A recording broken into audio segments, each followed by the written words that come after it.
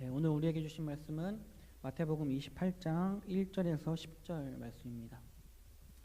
마태복음 28장 1절에서 10절 말씀입니다. 우리 자리에서 일어나셔서 제가 먼저 한 절 읽고 또 여러분들이 한 절 읽고 교독한 다음에 마지막 절은 합독하겠습니다. 안식일이 다 지나고 안식 후 첫날이 되려는 새벽에 막달라 마리아와 다른 마리아가 무덤을 보려고 갔더니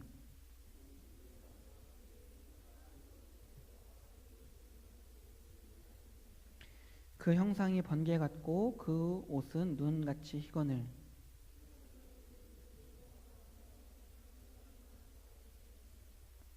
천사가 여자들에게 말하여 이르되 너희는 무서워하지 말라. 십자가에 못 박히신 예수를 너희가 찾는 줄을 내가 아노라.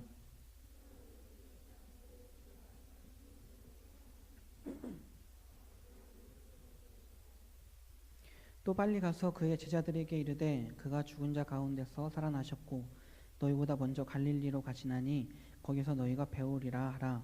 보라, 내가 너희에게 일렀느니라 하거늘.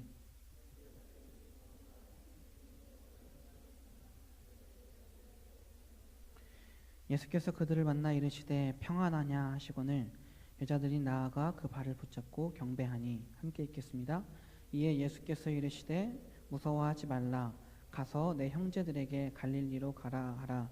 거기서 나를 보리라 하시니라. 아멘. 하나님의 좋으신 사랑과 은총이 우리 가운데 함께 하시기를 바랍니다. 요즘에는 대부분의 도로에 CCTV가 있고 거의 모든 차량에 블랙박스가 설치되어 있어서 잘 볼 수 없는 풍경이지만 예전에는 목격자를 찾습니다 라는 현수막을 심심치 않게 볼 수 있었습니다. 네, 이런 현수막 보신 적 있으시죠? 보신 적 있으시죠? 이거 너무 옛날 거 아니죠? 네. 이 목격자를 찾습니다라고 적혀있는 이 현수막에는 언제 어디에서 어떤 사고가 났는데 그 사고를 목격한 사람은 꼭 연락을 달라는 부탁과 반드시 후사하겠다는 약속과 연락처가 적혀 있었습니다. 이렇게 살해금까지 걸고 목격자를 찾는 것은 이 사건의 진실을 밝히는데 목격자가 매우 중요한 역할을 하기 때문입니다. 오늘 우리가 읽은 본문 말씀에는 인류 역사상 가장 위대하고 놀라운 사건이었던 예수님의 부활을 직접 목격한 사람들에 대한 이야기가 나옵니다. 그리고 다른 세 권의 복음서들에도 부활을 목격한 사람들의 이야기가 나옵니다. 네 권의 복음서들은 각자 부활을 목격한 사람들의 이야기를 해주는데 그 이야기들에는 조금씩 차이가 있습니다. 그것은 네 권의 복음서마다 예수님의 부활을 가장 먼저 목격한 사람들이 저마다 다르다는 것입니다. 네 권의 복음서마다 예수님의 부활을 가장 먼저 목격한 사람들의 숫자와 이름이 다 다릅니다. 예를 들면 오늘 본문인 마태복음은 막달라 마리아와 다른 마리아가 예수님의 부활을 처음으로 목격한 사람이다 라고 소개합니다. 또 마가복음은 막달라 마리아와 야고보의 어머니 마리아 그리고 살로메가 첫 목격자였다고 말하고 누가복음은 막달라 마리아와 요한나와 야고보의 어머니 마리아가 이름이 나오고 이름을 밝힌 세 여인이고 그 외에 다른 여자들이 첫 번째 목격자였다라고 말합니다. 그리고 요한복음은 첫 번째 목격자의 이름으로 막달라 마리아 한 사람만을 소개합니다. 네 권의 복음서 모두가 예수님의 부활을 전하면서 말하고 있는 첫 번째 목격자가 각각 다 다르지만 그래도 공통점이 있습니다. 바로 이 네 복음서에 똑같이 막달라 마리아가 등장한다는 것과 첫 번째 목격자들이 전부 여자들, 특별히 갈릴리 지역의 여인들이었다는 것입니다. 지난 설교들에서도 계속해서 말씀드렸듯이 2000년 전에 고대 근동지방에서 여성의 인권이란 거의 존재하지 않았습니다. 아마 예수님 당시 시대에는 근동지방뿐만 아니라 어느 지역이라도 귀족이나 왕족을 제외한 평범한 여성을 한 인격체로 존중해 주는 곳은 없었을 것입니다.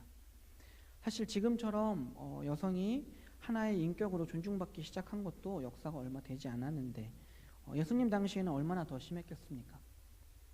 예수님 당시 여성들은 인구조사 대상에서도 제외됐습니다. 여성을 완전한 한 사람, 한 인격체로 보지 않았습니다. 그래서 여성들은 법정에서 증인으로 채택될 수도 없었습니다. 아무리 사건 현장을 정확하게 목격했다고 하더라도 여성들은 증인으로 채택될 수 없었습니다.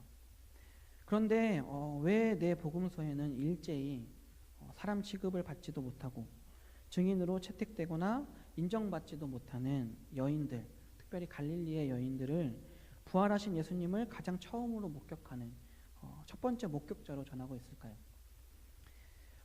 세상은 사람으로 취급하지도 않고 증인으로도 인정하지 않는 여인들을 하나님께서는 왜 부활의 첫 번째 증인이 되게 하셨을까요? 복음서에서 부활의 첫 번째 목격자로 나오는 여인들 중에 이름이 명시된 사람은 막달라 마리아, 야고보의 어머니 마리아, 살로메, 요한나가 있습니다. 네 복음서 모두에 공통적으로 등장하는 막달라 마리아는 오랫동안 귀신의 강력한 지배에 묶여있던 여인이었습니다. 그 지배가 얼마나 강력했는지 성경은 완전을 상징하는 숫자 7을 써서 7 귀신이 들렸다고 표현할 정도였습니다. 하지만 막달라 마리아는 예수님을 만나고 예수님을 통해서 7 귀신으로부터 해방되었습니다. 그 후에 막달라 마리아는 예수님을 따라다니면서 예수님의 사역을 돕게 되었습니다. 예수님의 12 제자들 중에는 야고보라는 이름을 가진 제자들이 2사람이 있었는데 성경은 이 2 야고보를 큰 야고보와 작은 야고보로 구분합니다. 여기에 나오는 오늘 이야기에 나오는 야고보의 어머니 마리아는 2 야고보 중에 작은 야고보의 어머니였습니다. 작은 야고보의 어머니는 아들이 예수님을 따르는 것처럼 예수님을 따르면서 예수님의 사역을 도왔습니다. 또 살로메는 12 제자 중에 큰 야고보와 요한의 어머니였습니다. 예수님의 어머니 마리아와는 자매지간으로 예수님의 이모였습니다. 살로메는 야고보와 요한과 함께 예수님을 따랐습니다. 예수님이 예루살렘으로 올라가실 때 자신의 2 아들을 예수님의 좌우에 앉게 해달라고 청탁을 했다가 다른 제자들의 빈축을 사기도 한 여인이었습니다. 또 요한나는 헤롯 안디바의 청직이었던 구사라는 사람의 아내였습니다. 헤롯 안디바는 갈릴리의 분봉 왕이었고 요한나도 자신의 남편과 함께 헤롯 왕을 섬겼지만 예수님을 만난 후에 예수님을 따르게 됐습니다. 이렇게 이름이 명시된 4명을 포함해서 예수님을 따랐던 갈릴리의 여인들은 예수님의 사역에 동참하면서 필요한 재정을 후원했고 모든 굳은 일을 도맡아서 했던 사람들이었습니다. 이들은 예수님의 사역에는 없어서는 안 될 그런 사람들이었습니다. 갈릴리의 여인들은 예수님의 사역을 이름도 없이 빛도 없이 묵묵하게 돕고 섬겼습니다. 또한 그 여인들은 예루살렘으로 향하신 예수님을 묵묵히 뒤따랐습니다. 이 갈릴리의 여인들도 처음에는 예수님을 따르던 제자들과 마찬가지로 예수님께서 자신들을 로마의 압제로부터 벗어나게 해줄 정치적인 또 군사적인 메시아가 되실 거라고 잔뜩 기대하고 있었습니다. 하지만 예수님께서는 그들의 바람과는 좀 다르게 그들의 기대를 등진 채 힘없이 십자가에 달려 돌아가셨습니다. 하지만 예수님께 실망한 제자들 중에 어떤 이는 예수님을 은 30에 팔기도 했고 또 어떤 이는 저주하면서 예수님을 모른다고 3번이나 부인했습니다. 또 어떤 제자는 옷이 벗겨지는 줄도 모르고 도망쳤습니다. 하지만 이런 제자들의 모습과는 달리 갈릴리의 여인들은 예수님께서 십자가를 지시고 골고다 언덕에 오르실 때에도 묵묵히 그 뒤를 따랐습니다. 그 여인들은 그리고 십자가 아래까지 따라가서 그 십자가 아래에 머물렀습니다. 그녀들은 예수님의 공생의 3년 동안 단 한 번도 예수님을 떠난 적이 없었습니다. 예수님을 따르기로 결심한 이후부터 줄곧 예수님을 따라다녔습니다. 예수님을 향한 변함없는 사랑과 믿음과 신의가 있었습니다. 제자들은 예수님을 배신했지만 여인들은 그러지 않았습니다. 그래서 하나님은 이 여인들을 부활의 첫 번째 증인이 되게 하시지 않았을까요? 예수님을 향한 이 여인들의 믿음과 사랑은 예수님이 죽고 난 이후에도 계속됐습니다. 그들은 예수님의 시체를 위해서도 끝까지 정성을 다했고 예수님의 무덤까지 따라갔습니다. 예수님께서는 금요일 오후 3시쯤에 십자가에 달려서 돌아가셨는데 이스라엘의 문화상 금요일 저녁부터 안식일을 준비하고 지켰기 때문에 아리마대 요셉과 니고데모는 급하게 예수님의 시신을 수습할 수밖에 없었습니다. 아리마대 요셉은 자신을 위해서 준비해 두었던 무덤을 예수님께 내어드렸고 자신이 가진 돈과 권력을 이용해서 예수님을 매장하는 일에 총력을 기울였습니다. 그리고 여인들은 이 과정에서도 예수님의 시신을 수습하고 매장하는 데 큰 도움이 됐습니다. 예수님의 시신은 당시 문화에 따라서 시체 보존법에 따라서 미라로 만들어졌습니다. 세마포 헝겊을 시체에 말아서 헝겊 사이사이에 방부제 역할을 하는 향품을 넣고 방향제 역할을 하는 향료도 뿌렸습니다. 다행히 예수님의 시체는 안식일이 시작되는 금요일 저녁 전에 무덤에 안치될 수 있었지만 시간이 너무 촉박해서 예수님의 이 시신을 미라로 만드는데 시간이 너무 촉박해서 예수님의 시신을 정성스럽게 수습할 수가 없었습니다. 갈릴리의 여인들은 예수님의 시신을 너무 급하게 수습한 것이 계속해서 마음에 걸렸습니다. 그래서 그녀들은 안식일이 끝나고 예수님의 시신에 향품을 보충해 넣기를 원했습니다. 그래서 예수님의 시신에 보충할 향품과 향유를 준비했고 주일 새벽 향품과 향유를 보충하기 위해서 예수님의 무덤으로 향했습니다. 예수님의 시신에 향품과 향유를 보충하기 위해서 예수님의 무덤으로 가는 이 갈릴리 여인들에게는 걱정거리가 하나 있었습니다. 일단 예수님의 시신에 향품과 향유를 보충해야겠다는 생각에 무작정 나서기는 했지만 무덤 입구를 막고 있는 큰 돌문도 걱정이었고 예수님의 무덤을 지키던 로마의 병사들도 걱정이었습니다. 예수님의 무덤을 막아놓은 돌문은 여인들이 치우기에는 역부족인 너무 큰 엄청 큰 돌이었고 설령 돌문을 치운다고 어찌어찌해서 치운다고 해도 예수님의 제자들이 예수님의 시신을 훔쳐서 예수님이 살아났다라고 할까봐 거짓말을 할까봐 무덤을 지키고 있던 로마의 병사들도 큰 걱정이었습니다. 하나님은 이렇게 끝까지 예수님과 함께했던 갈릴리 여인들을 부활의 첫 번째 목격자, 증인이 되게 하시려고 이런 여인들의 걱정을 한 번에 해결해 주셨습니다. 여인들이 무덤을 보러 가는 길에 갑자기 큰 지진이 일어났고 천사가 내려와서 돌을 굴려냈습니다. 무덤을 지키던 로마의 병사들은 천사를 보고 너무 놀라서 무서워 떨며 죽은 사람과 같이 되었습니다. 여인들을 찾아온 천사들은 이내 여인들에게 상황 설명을 해주었습니다. 오늘 본문 말씀 5절에서 8절 내용입니다. 너희는 무서워하지 말라. 십자가에 못 박히신 예수를 너희가 찾는 줄을 내가 아노라.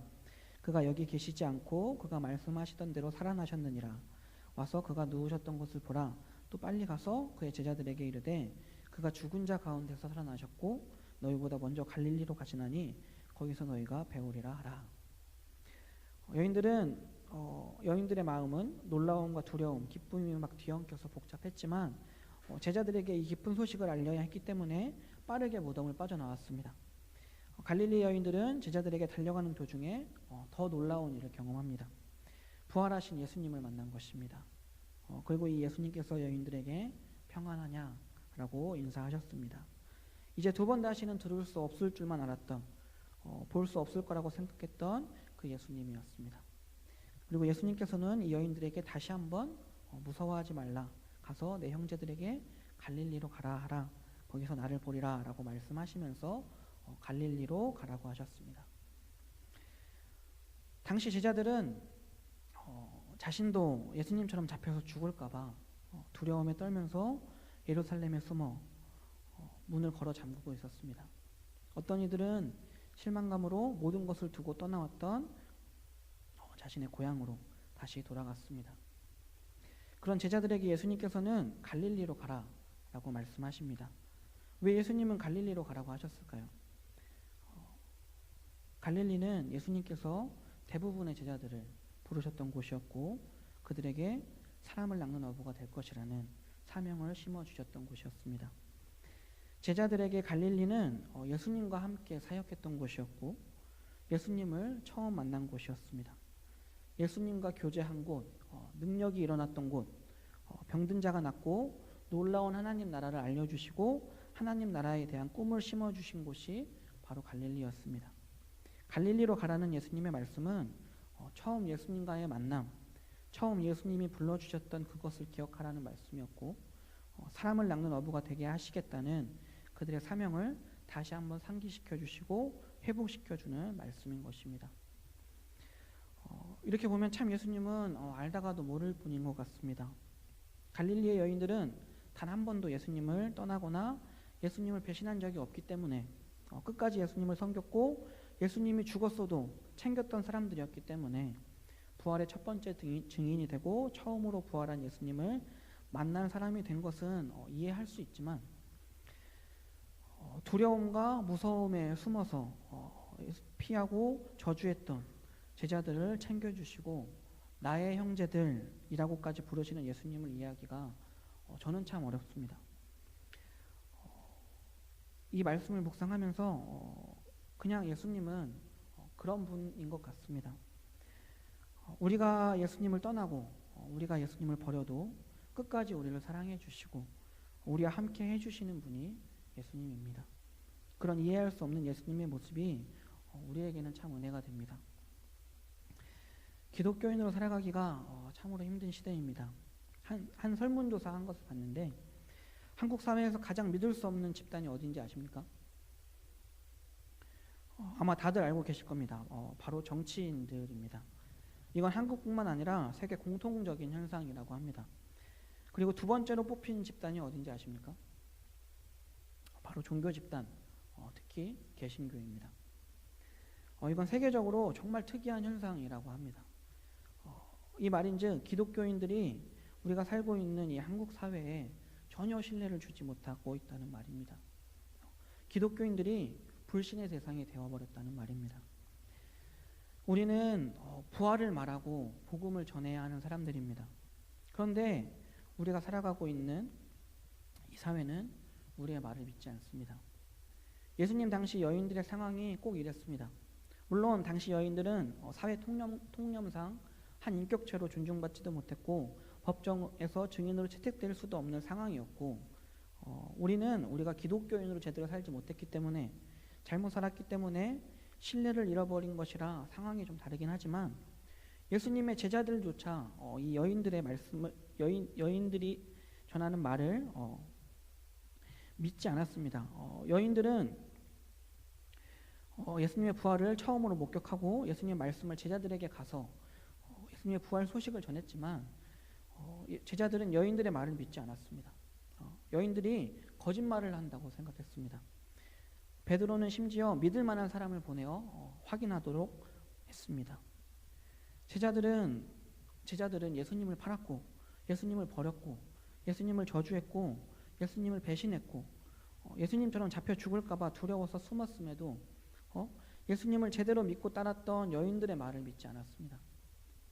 제자들이 하는 짓이 정말 기가 차지만 또 다시 한번 생각해 보면 여인들이 못 믿을 사람이 아니어서 여인들이 못 믿을 사람이라서가 아니라 여인들을 못 믿어서가 아니라 예수님이 다시 살아나셨다는 것 자체가 믿지 못할 일이기 때문에 제자들의 반응도 어떻게 보면 또 이해할 수 있습니다. 그만큼 예수님의 부활은 말도 안 되는 믿을 수가 없는 일이었기 때문입니다. 그런데 우리가 전해야 하는 것이 바로 이것입니다. 우리는 기독교인이지 않습니까? 기독교인은 부활하신 예수님을 믿는 사람들입니다. 하나님이 우리를 사랑하셔서 예수님을 이 땅에 보내셨고 죄 없는 예수님이 우리의 죄를 대신해서 십자가에 달려 돌아가셨고 다시 부활하셨다는 것을 믿는 우리는 그 사랑을 경험한 우리는 부활하신 예수님을 만나고 경험한 목격자들입니다. 하나님이 사람을 너무 사랑해서 자신이 직접 사람을 위해 죽었다는 말도 안 되는 믿을 수 없는 일을 그리고 그 죽은 하나님이 다시 살아나서 자신을 버리고 배신한 사람을 끝까지 사랑해 주신다는 말도 안 되는 또 믿을 수가 없는 일들을 전해야 하는 것이 바로 우리 기독교인들의 사명입니다. 우리가 이런 거짓말 같은 일을 말한다면 우리가 하는 말을 믿어줄 사람이 우리 주변에 얼마나 있을까요? 기독교인으로서 제대로 잘 살았어야 했는데 우리가 잘못 살았기 때문에 세상은 우리를 믿지 못합니다. 기독교인으로 살아가기가 참 힘듭니다. 기독교인으로 사는 것만으로도 벅찬데 세상은 우리를 믿어주지도 않습니다. 우리는 부활하신 예수님을 만나고 경험한 목격자들인데 목격자의 말을 믿어주는 사람이 없어서 기독교인으로 살아가는 것이 더 힘이 듭니다. 예수님께서 자신을 버리고 배신했던 제자들에게 갈릴리로 가라고 말씀하셨던 것처럼 예수님께서는 우리에게 갈릴리로 가라고 말씀하십니다. 예수님을 처음 만났던 초심으로 돌아가라. 예수님을 처음 만났던 그 첫사랑을 회복해라. 처음으로 하나님을 만나고 경험했던 사명을 깨닫고 받았던 그곳으로 돌아가라 라고 말씀하시는 것입니다. 혹 지금 힘든 상황 때문에 자신감을 잃어버리셨거나 좌절과 절망만 가득한 현실 속에서 낙심하고 있는 분이 계시다면 부활하신 예수님은 갈릴리로 가라고 말씀하고 계십니다. 나를 처음 만났던 그곳, 나의 사랑을 느끼고 경험했던 그곳에서 다시 만나자고 말씀하고 계십니다. 처음 하나님을 만나고 경험했던 그 은혜, 그 사랑을 기억하고 하나님 나라를 위해서 다시 한번 힘을 내라고, 다시 일어나서 함께 가자고 말씀하고 계십니다. 바라기는 우리가 정말 포기하지 않길 바랍니다. 하나님은 지금도 여전히 목격자를 찾고 계십니다. 우리가 살아가는 이 세상을 하나님 나라로 만들어갈 하나님을 만나고 경험한 목격자를 찾고 계십니다. 우리가 우리의 삶을 통해서 이 하나님의 고민을 해결해 드렸으면 좋겠습니다. 하나님의 마음을 시원하게 해드리는 목격자가 되었으면 좋겠습니다. 하나님의 좋으신 사랑과 은총이 우리가 끝까지 함께 하기를, 우리가 늘 그것을 경험하면서 살아가기를 바랍니다. 기도하겠습니다. 언제나 우리와 함께 하시는 하나님, 하나님의 놀라운 사랑과 은혜에 감사드립니다. 하나님께서는 우리를 만나 주셨고 우리가 하나님의 놀라운 사랑의 목격자가 되게 하셨습니다. 하나님께서는 우리가 만나고 경험한 하나님을 세상에 증거함으로 우리가 살아가는 이 세상을 하나님 나라로 만들기 원하시지만 우리가 세상에서 잘못 살았기 때문에 기독교인으로서 제대로 살아내지 못했기 때문에 세상은 우리를 믿지 못합니다. 우리의 잘못된 삶 때문에 하나님을 욕보였고 하나님조차 믿을 수 없는 분으로 만들어버렸습니다. 이제부터라도 우리가 제대로 된 기독교인으로 살아갈 수 있기를 원합니다. 우리가 힘든 상황 때문에 지치고 넘어졌을 때, 우리가 실패 때문에 좌절과 절망 속에 있을 때 하나님과의 첫 만남을 기억하게 하시고 하나님이 지금까지 또 여기까지 우리를 어떻게 이끌어 주셨는지 또 어떻게 지켜주셨는지 곱씹게 하옵소서. 우리가 경험하고 만난 그 은혜를 잊지 않고 기억함으로 이 세상에서 기독교인으로 다시 한번 살아낼 수 있는, 우리가 살아가는 이 세상을 하나님 나라로 만들어갈 수 있는 힘과 용기를 주시기 원합니다. 우리와 함께 하옵소서. 우리를 사랑하신 예수님의 이름으로 감사하며 기도드립니다. 아멘.